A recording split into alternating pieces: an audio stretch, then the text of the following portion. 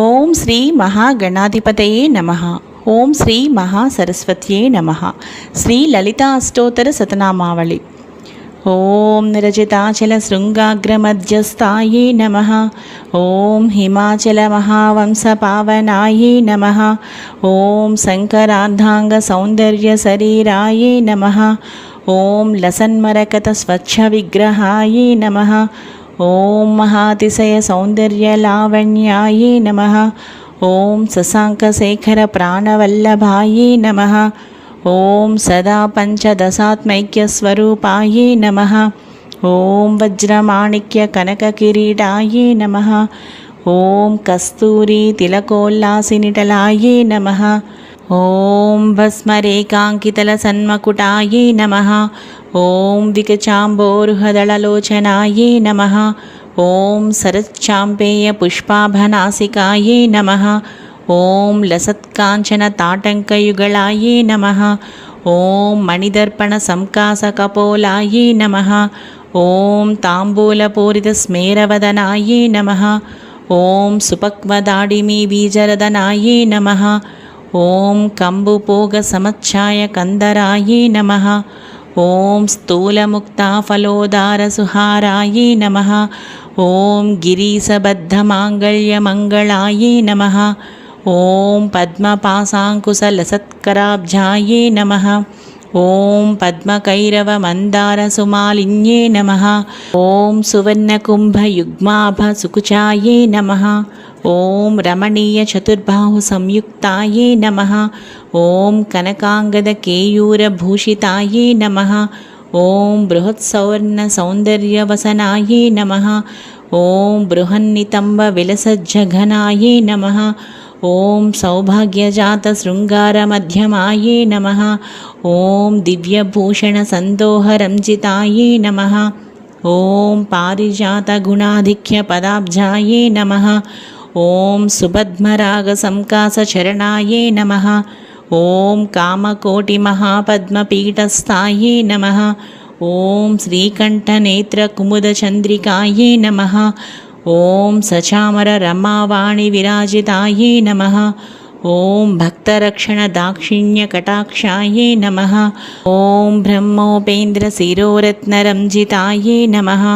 ఓం సచీముఖ్య మరవధూసేవితాయే నమః. ఓం లీలాకల్పిత బ్రహ్మాండమండలాయే నమః.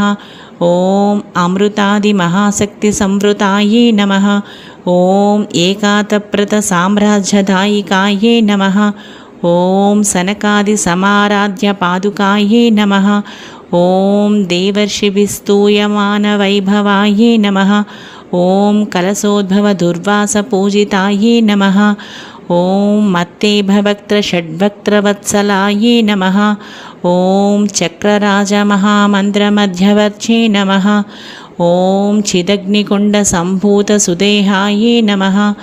ఓం శశాంకఖండ సంయుక్తమకుటాయే నమః. ఓం మత్తహంసవధూ మందగమనాయే నమః.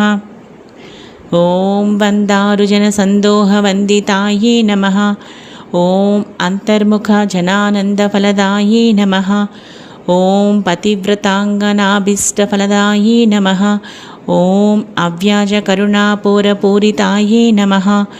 ఓం నితాంత సచ్చిదానంద సంయుక్తాయే నమః. ఓం సహస్రసూర్య సంయుక్త ప్రకాశాయే నమః. ఓం రత్నచింతామణి గృహమధ్యస్థాయే నమః. ఓం హానివృద్ధి గుణాధిక్యరహితాయే నమః. ఓం మహాపద్మాటవీ మధ్య నివాసాయే నమః. ఓం జాగ్రత్స్వప్న సుషిప్తీనాం సాక్షీభూత్యే నమః. ఓం మహాపాపౌఘ పాపానాం వినాశిన్యే నమః. ఓం దుష్టభీతి మహాభీతి భంజనాయే నమః. ఓం సమస్తదేవదనుజ ప్రేరకాయే నమః. ఓం సమస్త హృదయాంభోజనిలయాయే నమః. ఓం అనాహత మహాపద్మ మందిరాయే నమః. ఓం సహస్రార సరోజాతవాసితాయే నమః. ఓం పునరావృత్తిరహిత పురస్థాయే నమః. ॐ वाणी गायत्री सावित्री सन्नुतायै नमः। ॐ रमा भूमिसुताराध्यपदाब्जायै नमः। ॐ लोपामुद्राचितश्रीमच्छरणायै नमः। ॐ सहस्ररतिसौन्दर्यशरीरायै नमः। ॐ भावनामात्रसन्तुष्टहृदयायै नमः। ॐ सत्यसम्पूर्णविज्ञानसिद्धिदायै नमः। ॐ श्रीलोचनकृतोल्लासफलदायै नमः। ॐ श्रीसुधाब्धिमणिद्वीपमध्यगायै नमः। ॐ दक्षाध्वरविनिर्भेदसाधनायै नमः। ॐ श्रीनाथसोदरीभूतशोभितायै नमः। ॐ चन्द्रशेखरभक्तातिभञ्जनायै नमः। ॐ सर्वोपाविनिर्मुक्तचैतन्यायै नमः। ॐ नामपारायणाभीष्टफलदायै नमः। ॐ सृष्टिस्थितितिरोधानसङ्कल्पायै नमः। ॐ श्रीषोडशाक्षरीमन्त्रमध्यगायै नमः। ॐ अनाद्यन्तस्वयंभूतदिव्यमूर्त्यै नमः। ॐ भक्तहंसपर्यामुख्यवियोगायै नमः। ॐ मातृमण्डलसंयुक्तललितायै नमः। ॐ भण्डदैत्यमहासत्त्वनाशनायै नमः। ॐ क्रूरभण्डशिरच्छेदनिपुणायै नमः। ॐ धात्राच्युतसुराधीशसुखदायै नमः। ॐ चण्डमुण्डनिशुम्भादिखण्डनायै नमः।